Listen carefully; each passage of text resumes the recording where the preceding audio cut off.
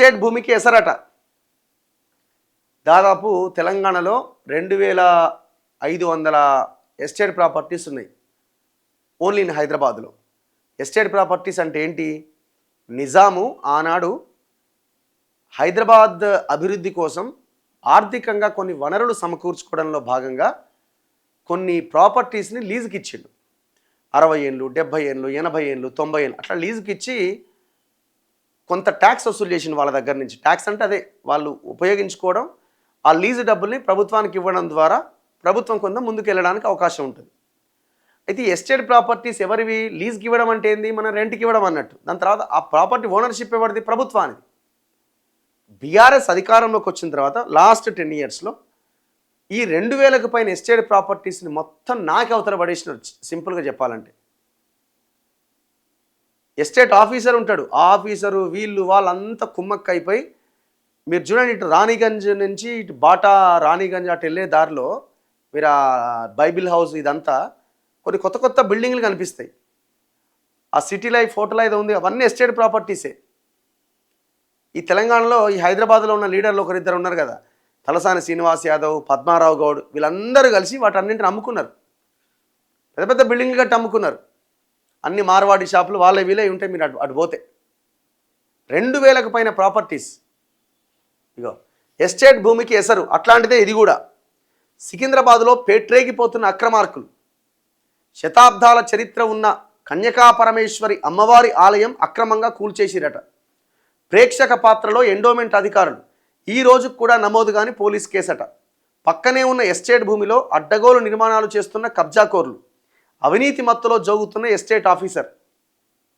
CBCID విచారణతో పాటు అధికారుల అవినీతిపైన enquiry చేయాలి. భారీ ఎత్తున ముడుపులు తీసుకొని పరోక్ష సహకారం అందిస్తున్న ఎండోమెంట్ అసిస్టెంట్ కమిషనర్. ప్రైవేటు గుడి అంటూ బుకాయిస్తున్న అవినీతి అధికారి. ఎస్టేట్ భూమిని రక్షించి గుడి కూల్చిన వ్యక్తులపై కేసులు పెట్టాలి. అసలు ఆ గుడి ఎందుకు కూల్చారు? కింద ఏమన్నా ఏమన్నా ఉన్నాయని తోవిరా, ఏదో వేసిరా అనుకుంటే వీళ్ళంతా.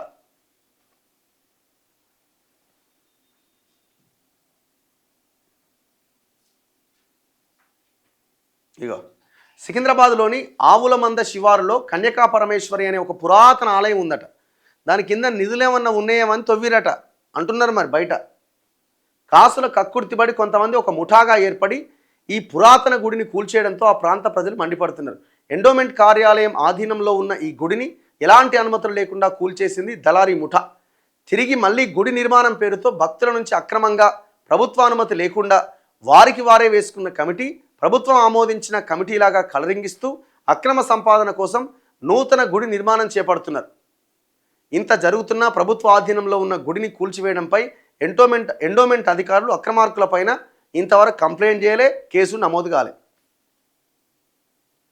గుడి కూల్చివేత జరిగిన సమయంలో అసిస్టెంట్ కమిషనర్గా ఉన్న ఎండోమెంట్ శాఖ అధికారులు ప్రేక్షక పాత్ర వహించారు. ఎలాంటి చర్యలు తీసుకోలే. ఏమర్థమవుతుంది? దీన్ని బట్టి పైసలు తీసుకున్నట్టు అర్థమవుతున్నది. ఎవరికి పోవాల్సిన వారికి పోయిన తర్వాత వాడు ఎందుకు మాట్లాడతాడు? గుడి కూల్చివేసిన తర్వాత దీనికి ఆనుకొని ఉన్న ఎస్టేట్ భూమిపైన దర్జాగా అక్రమ నిర్మాణాలు చేపట్టి కోట్ల విలువైన ప్రభుత్వ స్థలాన్ని కొల్లగొడుతున్నారు. ప్రభుత్వ భూమిని కబ్జా చేసి కోట్ల విలువైన నిర్మాణాలు కొనసాగుతున్న ఎస్టేట్ రెవెన్యూ అధికారులు కన్నెత్తి చూడకపోవడం, నకిలీ డాక్యుమెంట్లు సృష్టించి కబ్జాలకు పాల్పడుతున్న వ్యక్తులపైన చర్యలు చేపట్టకపోవడం వెనుక ఆమ్యామ్యాల వ్యవహారం నడిచిందనే ఆరోపణలు ఉన్నాయి.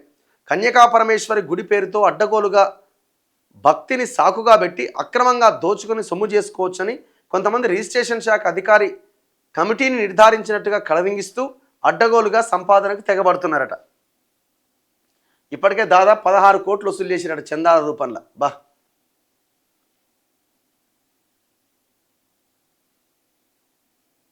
ఇంకో రిజిస్ట్రేషన్ల శాఖ కమిటీని ఆమోదించక ముందే బ్యాంకులో అకౌంట్ ఓపెన్ చేసిన బ్యాంకు మేనేజర్ సైతం ఈ కమిటీలో అవినీతికి భాగస్వామి అయ్యాడని తెలిసిందట. ఎవరా బ్యాంకు మేనేజర్? చట్టాలకు విరుద్ధంగా గుడి పేరుతో దొడ్డిదారిన అకౌంట్ ఎట్లా ఓపెన్ చేసిండు? ఇదంతా రాసుకుంటూ వచ్చారు వీళ్ళు. సికింద్రాబాద్ అంటే మన తలసాని వ్యవహారం ఇదంతా. ఇంకా చాలా ఉన్నాయి. మొత్తం ఇంతలా బుక్ ఉన్నది. ఆ 2500 ఎస్టేట్ ప్రాపర్టీలకు సంబంధించి మొత్తం లేపావతల పడేసారు.